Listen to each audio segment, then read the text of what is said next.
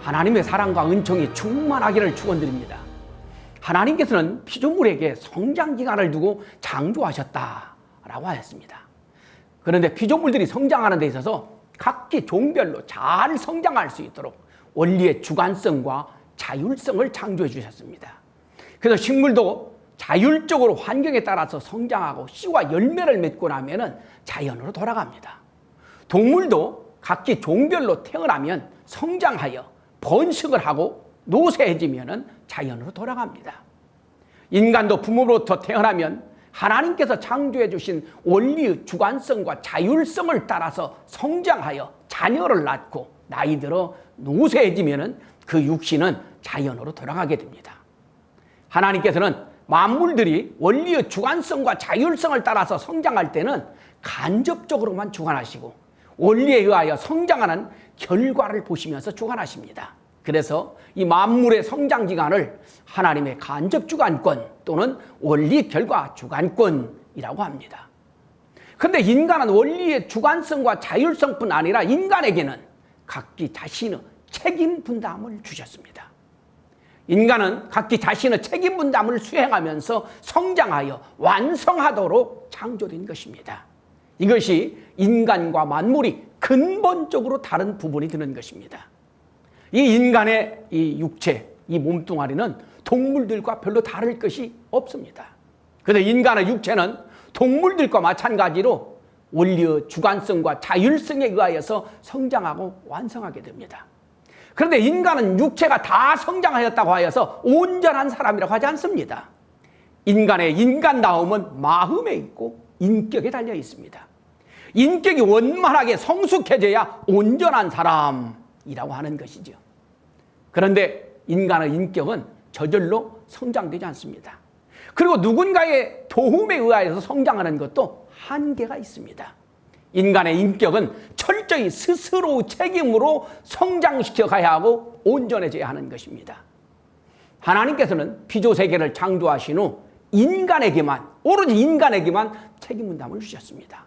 창세기 2장 17절에서 선악을 알게 하는 나무의 실과는 먹지 말라. 네가 먹는 날에는 정령 죽으리라 하시니라.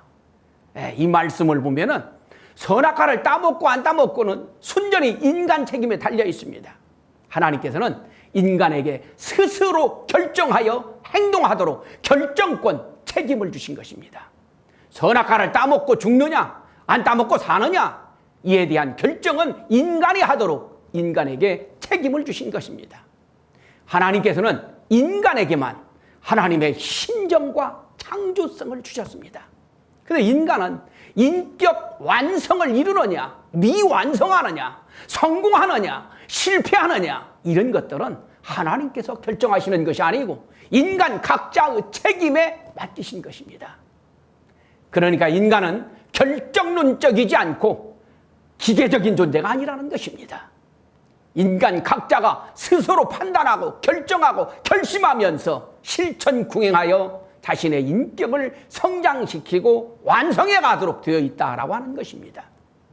그래서 인간은 어느 누구를 막론하고 스스로 결단과 노력과 책임으로 자신을 위대한 사람으로 만들 수도 있고 성인으로도 만들어갈 수 있는 것입니다. 혹자는 나는 부모를 잘못 만나고 집안 형편이 또 환경이 안 좋아서 성공하지 못했다라고 핑계하는 사람이 있습니다. 그야말로 핑계입니다.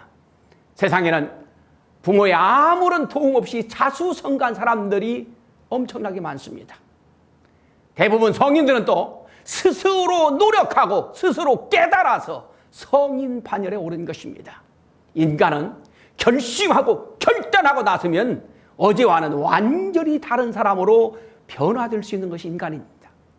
세상에서도 성공하고 승리한 사람들을 보면은 스스로 자청해가지고 혹독하게 공부하고 연습하고 노력한 사람들입니다. 그래서 성공하고 승리한 사람들은 하나님께서 그에게 부여하신 책임 분담을 나름대로 수행한 사람들이다 라고 볼 수가 있는 것입니다. 그런데 참으로 안타깝게도 인간 시조는 하나님께서 부여해 주신 책임을 완성하지 못하고 이 성장기간에 타락한 것입니다. 성장기간에 하나님의 말씀을 따라서 인격을 성장시켜 가야 하는데 중도에 탈선하고 타락한 것입니다. 그러면 하나님께서는 왜 인간에게만 책임 분담을 주셨을까요? 인간은 하나님의 자녀로서 천지만물을 인간에게 상속해 주시기 위함이었던 것입니다. 창세기 1장 28절에서 하나님께서 인간에게 만물을 주관하라 라고 상속해 주셨습니다. 그런데 인간이 만물과 똑같은 피조물 입장에서 만물을 주관하게 되면 만물들이 하나님께 공평하지 못하다고 참소할 것입니다. 하나님께서는 만물을 창조하신 창조이기 때문에 하나님께서 만물들을 주관하시게 되면 만물들은 기뻐하게 됩니다. 그런데 인간은 만물을 창조하지도 않았는데 만물을 주관하게 되면 만물들이 원망하고 불평하게 됩니다. 그렇게 되면 하나님은 불공평한 하나님이 되시는 것이죠. 그래서 하나님께서는 인간에게만 책임 분담을 주신 것입니다. 하나님께서도 창조할 수 없는 인간의 인격을 인간 스스로 책임으로 창조해가고 완성하게 되면 인간이 하나님의 창조성을 담게 됩니다. 하나님의 창조성을 담게 되면 하나님의 창조 위협에 가담된 하나님의 자녀 이치를 확립하게 되는 것이죠. 인간이 하나님의 자녀 자리에서 만물을 주관하게 되면 당연히 만물들은 기뻐하는 것입니다. 이처럼 하나님께서는 인간을 만물을 주관하는 주관주 이주에 세워주시기 위하여서 인간에게만 책임 분담을 주신 것입니다. 그러므로 이 책임 분담은 하나님의 자녀의 자격을 갖추게 하려는 하나님의 축복인 것입니다. 그런데 이 책임 분담을 실패하면 축복이 도리어 고통이 되고 탕감이 따르게 되는 것입니다. 그래서 하나님께서는 역사 속에서 탕감을 치르시면서 선한 청품을 가진 사람들을 찾으시고 길러오셨던 것입니다. 그리하여 선한 사람들을 각 시대마다 중심인물로 세워서 섭리해 오신 것입니다. 그런데 그 중심인물들이 하나님께서 주신 책임 분담을 실수하여 왔기 때문에 역사가 오늘날까지 연장되어 온 것입니다. 오늘 이 시대의 중심인물은 바로 우리들, 바로 나 자신입니다. 내가 책임을 수행하느냐 실패하느냐에 따라서 나를 향하신 하나님의 뜻의 성패가 달려있고 나가서 우리 후손들에게까지도 영향을 미치게 되는 것입니다. 요한복음 3장 16절에서 하나님이 세상을 이처럼 사랑하사 독생자를 주셨으니 이는 저를 믿는 자마다 멸망치 않고 영생을 얻게 하려 함이라 라고 하셨습니다. 그러니까 예수님을 믿고 안 믿고는 바로 나의 책임 분담입니다. 예수님을 메시아로 보내주시는 것은 바로 하나님의 책임 분담입니다. 하나님께서는 예수님을 세상에 보내주시기 위하여서 섭리적으로 4,000년이라는 세월을 준비하셨습니다.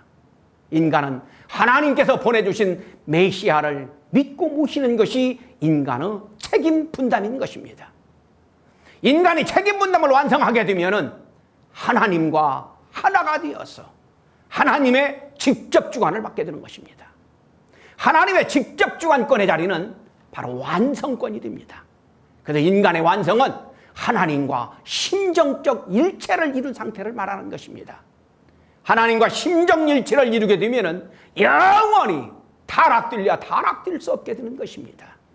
그럼 하나님과 심정일체를 이룬 사람은 어떤 사람일까요? 바로 하나님께서 보내주시는 구세주 메시아이신 것입니다. 메시아는 하나님과 심정일체를 이루신 분이기 때문에 우리가 그 메시아를 믿고 그 메시아의 말씀을 따라서 실천 궁행하게 되면 메시아를 닮게 되고 나아가 하나님을 닮게 되는 것입니다. 그동안 우리가 신앙생활을 하면서 얼마나 하나님의 인격을 닮았는가를 우리가 생각해 봐야겠습니다. 우리가 하나님을 닮아가야 하는 것은 하나님의 우리가 자녀들이기 때문에 이건 숙명적인 것입니다. 우리는 책임 분담을 잊어서는 안 되겠습니다. 나의 인내와 열심과 성실로 하나님의 인격을 닮아가야 하겠습니다. 날마다 우리 책임 분담을 생각하면서 오늘은 하나님의 인격을 내가 얼마나 닮는 생활을 했는가를 날마다 점검하면서 살아야 되겠습니다. 다음 시간에는 인간에게는 육신만 있는 것이 아니고 이 속사람, 영혼, 이 영인체가 있습니다. 인간은 속사람에 대하여 다음 시간에는 말씀드리도록 하겠습니다. 감사합니다.